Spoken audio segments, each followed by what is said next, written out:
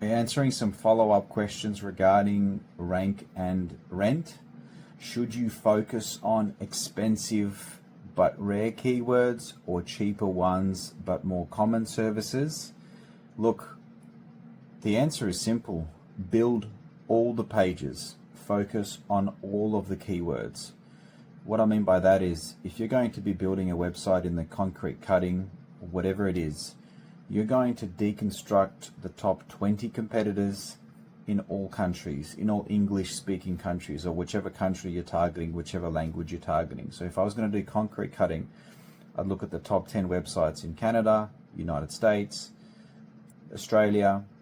Then I would make a list of all of their service offerings, all of their keywords. I would look at their top traffic pages from SEMrush or Ahrefs, and I would make a monster list of wish list pages, and I would build those pages. Each page targets a unique keyword.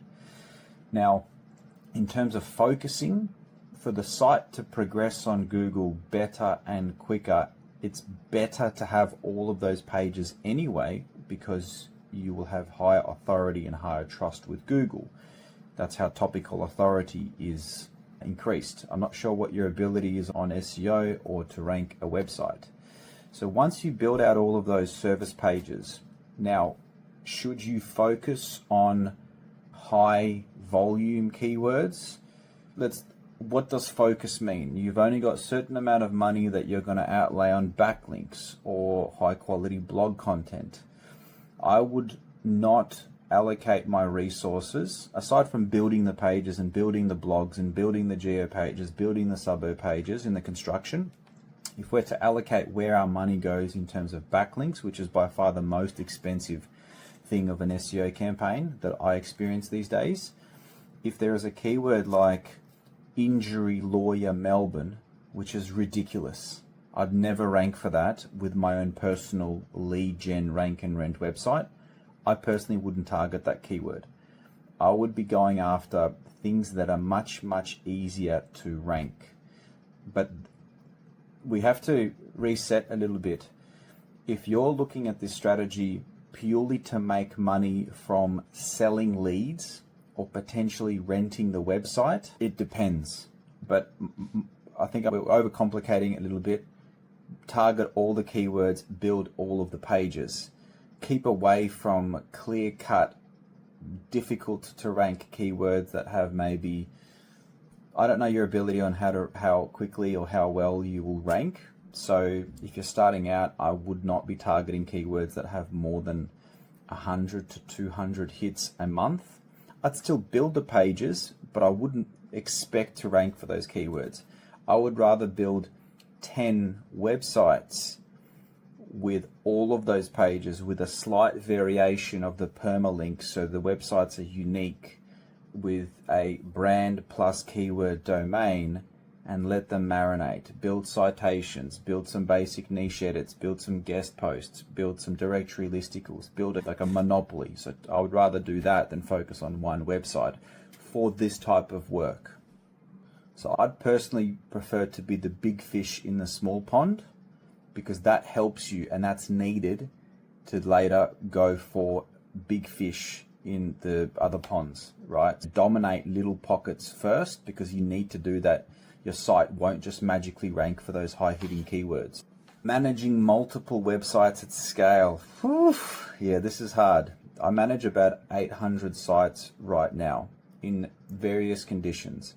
100 of those sites are real client campaigns. So clients that have a main site, and then surrounding that main site will be a lot of my own properties. It might be rank and rent sites from years ago. It might be directory listicles. It might be like a site that's just about the city. It's like Melbourne or something like that, or Sydney, Ask Sydney or something like that. There's lots of those that I have.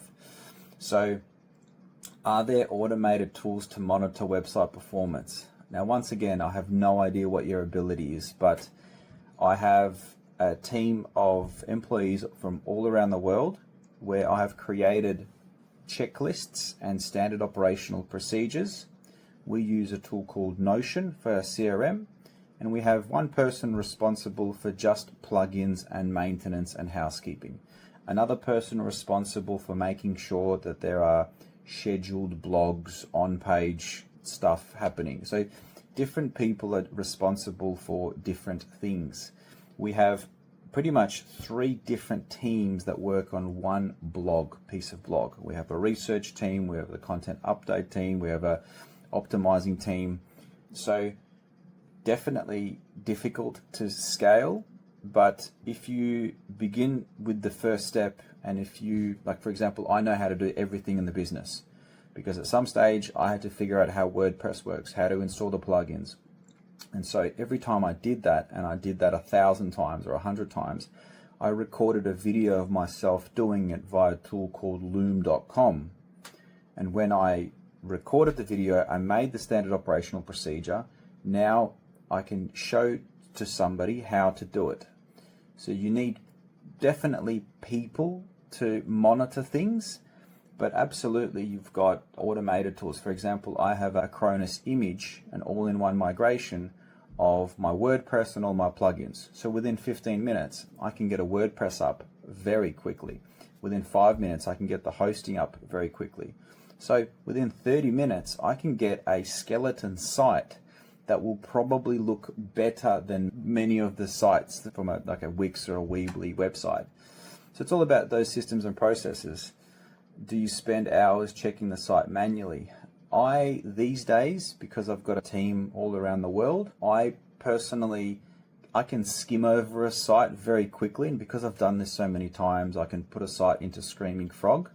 But out of those 800 sites, my attention each month is probably down to about 100. The rest, I might see them once every few months when I need something from them or when I schedule new work for them. So for example, I have, let's say, 10 websites in the tree removal space. We have clients, a lot of the time clients don't leave me, but we have new clients that we take on board in different cities or suburbs. So we will revisit those tree removal websites to make sure we link out and build directory listicles and niche edits and guest posts, SEO backlinks basically. So how do I avoid drowning in website management? Yeah, it's tough. And my suggestion is 80-20 everything. So what can I achieve in 20% of the time that achieves 80% of the results? There's unlimited tasks and things that are fighting for my attention right now, and everything should be, can I delegate this? Can I give it to one of my staff? If I can't, why not? Oh, we haven't got the standard operational procedure. Okay, let's make it. So I'll sit down, I'll do the job, I'll record myself doing the job. Here, now someone else can do it. But it's why it's taken me 15 years to get to this level of comfort and confidence. So my allocation of time these days goes to the most important tasks. It might be new client onboarding, it might be new client design. Sadly, and this is how I like it, I'm still very much a cog part of all of the processes. I control all the things, but I've got a lot of teams that help me scale it.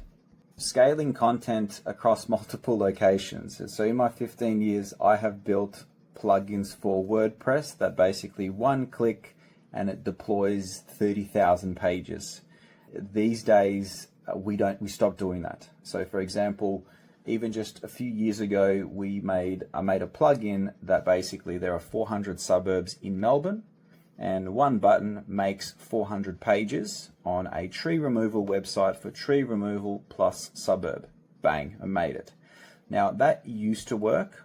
That doesn't work anymore, especially on young sites, because there's something called a indexing limit. It's basically when a new site is allowed how many pages. So a new site that's still building trust with Google will take time to be allowed to have X amount of pages. Check it out. It's an index. It's too late in the evening. I forgot what the word is, but Google won't let you index that many pages. So what we do these days, instead of 400 suburbs in Melbourne, we now do 144 suburbs in Melbourne that hold 80% of the population. So we only build geo pages and suburb pages when there is search volume. If SEMrush shows 5 or 10, absolutely. When SEMrush shows 0, we might not build it. For example, if there might not be any search volume for a certain suburb, maybe it's the airport.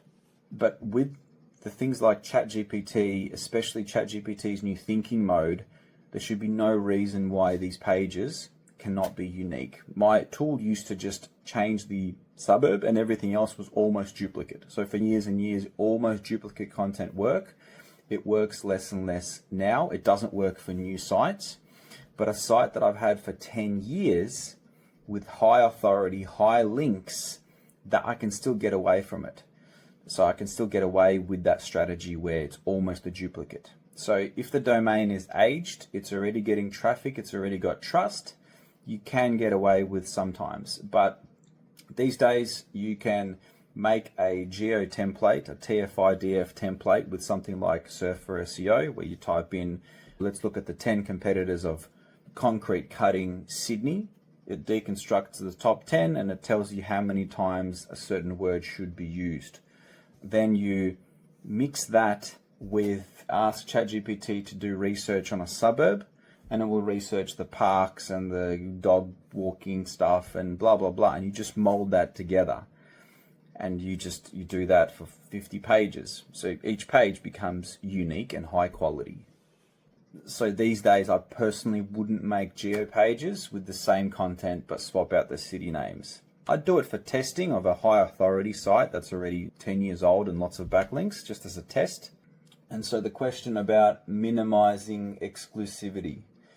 Yeah, ethics. And this is something that is case by case basis. And in one city at any one time, sometimes I might have 5 or 6 accountants. Now, if I have an accountant in one suburb, a lot of the time within a 10-kilometer radius, they are okay for me to work with another accountant.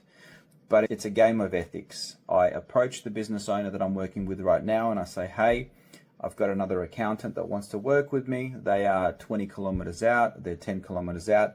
They specialize in a different field of accounting. Are you okay for me to work with them? So if they say no, I don't take them on. I do the right thing. But in many spaces like tree removal or concrete, there's so many thousands of search volumes. There's plenty of leads to go around, and I show that. Some of our Google ad campaigns spend 10K, 20K a month, and even at 20K a month, it's 0. Tiny percentile of the total volume.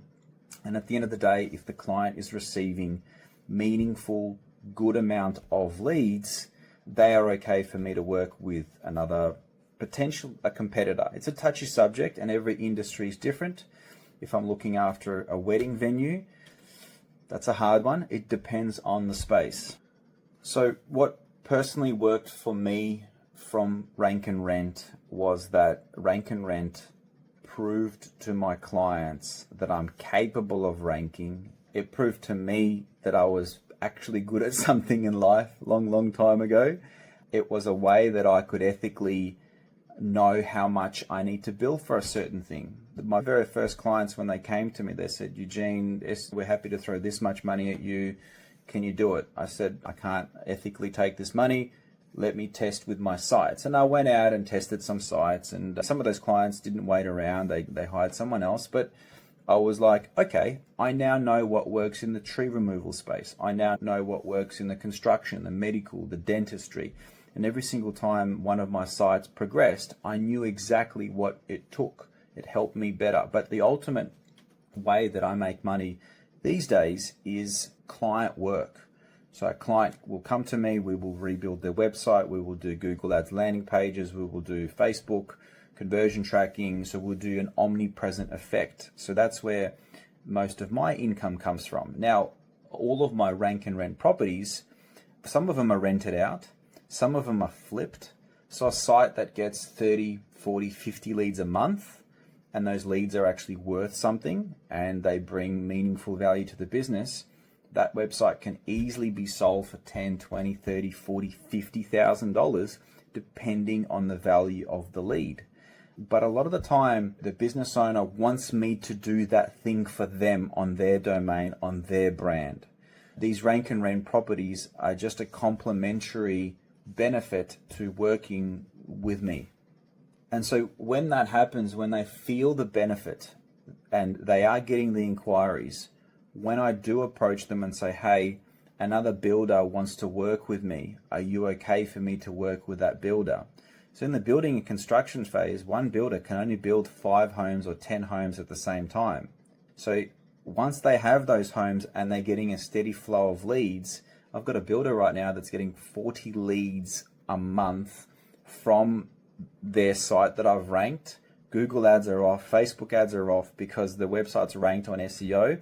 Plus there's 5 of my builder plus suburb, builder plus area, builder plus city pushing leads to them as well. And now ChatGPT is just quoting my websites and showing them higher. So this builder's got a lot of trust in me.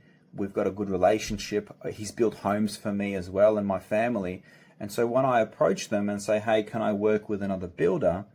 A lot of the time, because I'm a good human being, they will have no problem doing that. In fact, I've never had a client that said, don't work with them after knowing how I go about things. So it depends on the relationship. And I think the most important thing is setting expectations, delivering genuine value, delivering value first, and then asking for the payment. A lot of the time, you don't need to ask for the payment. They want that value to continue. So when I give those, at one stage, I had so many leads in the tree removal space, I was like, take these leads for free, or pressure washing was another one. There was a whole bunch of other stuff.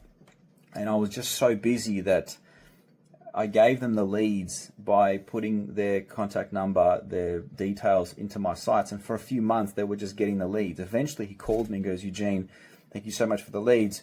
I need to make sure that these leads continue. How do we do that? I even forgot that these leads were going to them. And so people were following me up to make sure these leads continue. And I said, look, I can't guarantee you these rank and rent properties will continue to hog, but I can do this for your website. I can set up a Google ad for you, and then it's more controllable because a brand will always outrank a lead gen site. A brand that has social media presence, that has a Google business listing, that has Google reviews. So the ultimate goal is to help them progress their business, and the rank and rent properties act as additional bits of complement. They're still very valuable. All of my sites are very valuable. I can definitely sell them. It's just not something I allocate my time to do, but I still build them out. Yeah, so I'd never charge several clients for one lead. I'm not maybe a long time ago we did calculations of $25 a lead and blah, blah, blah, but I like to work in retainers. Okay, Mr. Client, sometimes you'll have 20 leads, sometimes it'll be 10 leads, rent out the website X amount per month. But it's all about building a relationship and setting expectations and doing the right thing ethically. Hope this helps, bro.